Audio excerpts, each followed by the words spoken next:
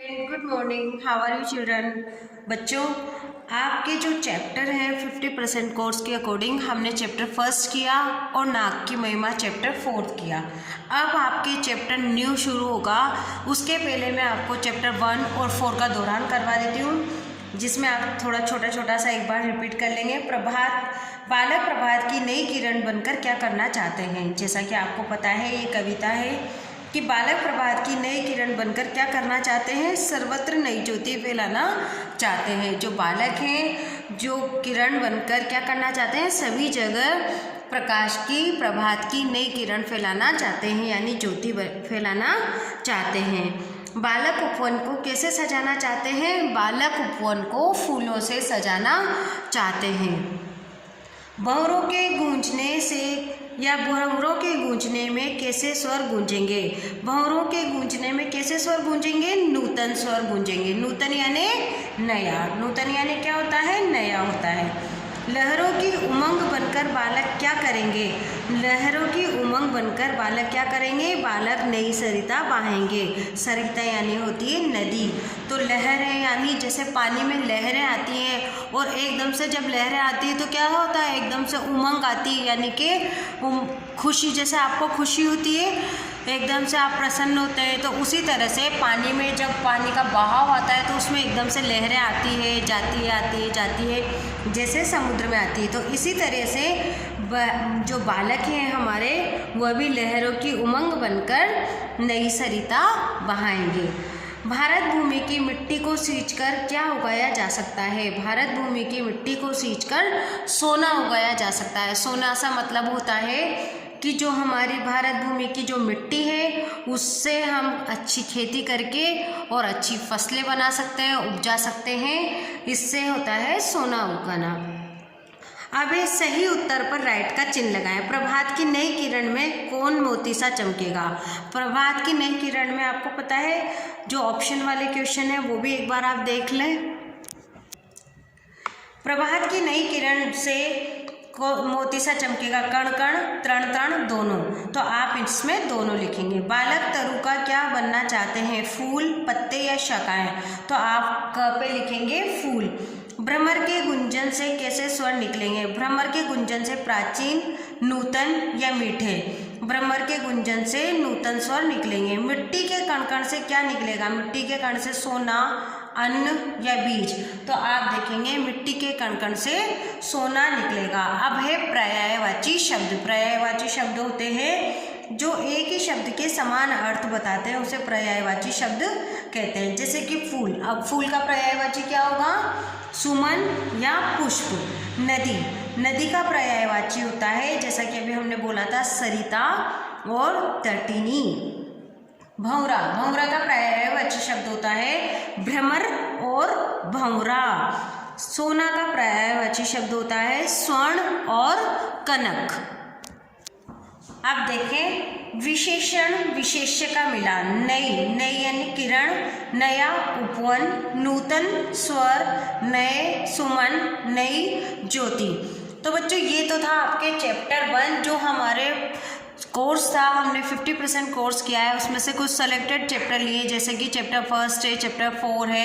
तो आपके चैप्टर 1 और 4 कंप्लीट हो चुका है, इसके क्वेश्चन आंसर भी हो गए। आप ग्रुप में देखेंगे, आप 4th क्लास के ग्रुप में जाएंगे, DPS ग्रुप में, तो आपके मैंने जो चैप्टर 4 है उसके क्वेश्चन आंसर भी दिए हैं, वर्कशीट 1 और 2 भी दी है और उसके सॉल्यूशन भी दिया है। तो ये वर्कशीट मैंने आपको पहले अपनी वीडियो में समझाई है, क्वेश्चन भी समझाए उसके और आंसर भी समझाए।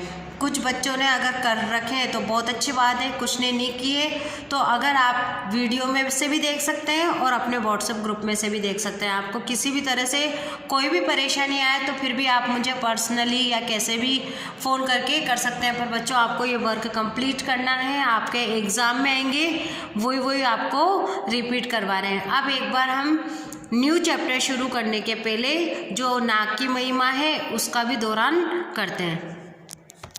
नाक की महिमा में कल हमने क्वेश्चन आंसर पढ़े थे कि नाक की चिंता में आदमी का जीना कैसा हो जाता है, नाक की चिंता में आदमी का जीना मुश्किल हो जाता है। नाक का संबंध किससे जुड़ा होता है, नाक का संबंध हमारी इज्जत से जुड़ा होता है। जुकाम का असर किस पर अधिक होता है? जुकाम का अधिक असर नाक पर होता है। अब रामायण की कथा में नाक की क्या भूमिका थी?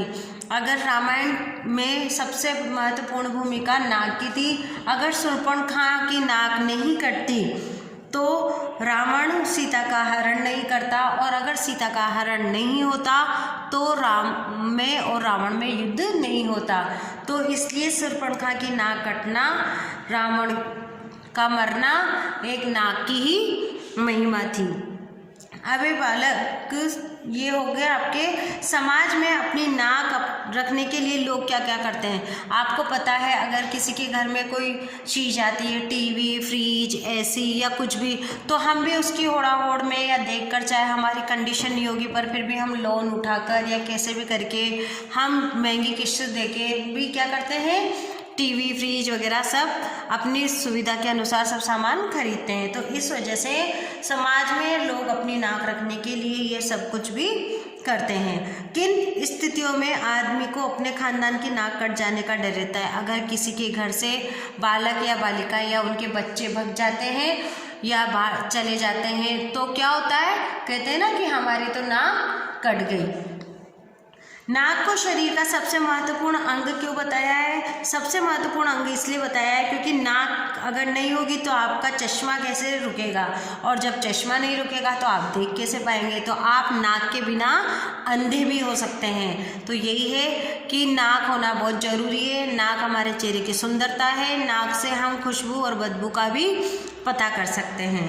लोग दूसरों के सामने कब नाक रगड़ते हैं? जब अपनी गलती होती है और हम अपनी गलती स्वीकार करते हैं तो हम दूसरों के आगे नाक रगड़ते हैं। नाक पर क्या क्या आभूषण पहने जाते हैं? आपको पता है, नाक में हीरे की सुंदर लौंग, नथ, बुलक आदि सुंदर आभूषण नाक में पहने जा सकते हैं।